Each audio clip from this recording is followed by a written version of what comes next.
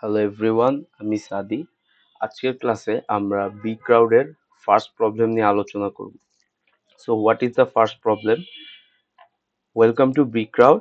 Your first program in my programming language is usually hello world. In this first problem, all you have to do is print this message on the screen. So এই প্রবলেমটা solve করার জন্য আমরা doctor Java use করব। So ফার্স্টে public class, আমাদের class নেমটা দিতে হবে। তো আমি ক্লাস নেমটা দিলাম B crowd. Then in the second line, public static void main string args. In this line আমাদের পাবলিক হচ্ছে এক্সেস মডিফায়ার, ভয়েড হচ্ছে রিটার্ন টাইপ, আর স্ট্রিং আর্গ হচ্ছে one kind of array. Letter on আমরা এই topic নিয়ে আরো elaborately আলোচনা করব।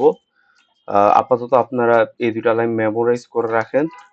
এরপর আমরা একটা স্ট্রিং নিলাম, স্ট্রিং নেমে আমরা হ্যালো ওয়ার্ল্ডটা স্টোর করলাম, হ্যালো ওয়ার্ল্ড।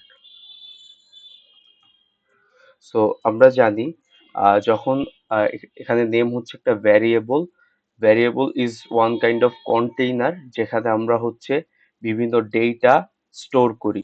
সো যেহেতু আমরা হ্যালো ওয়ার্ল্ড একটা string string type data store করেছি, তাই আমার ডেটা টাইপ হচ্ছে string.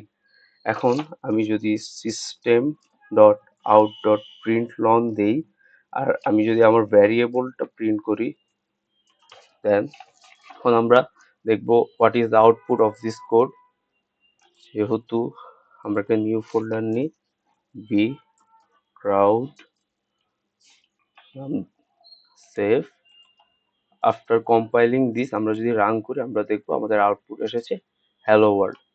So thank you very much.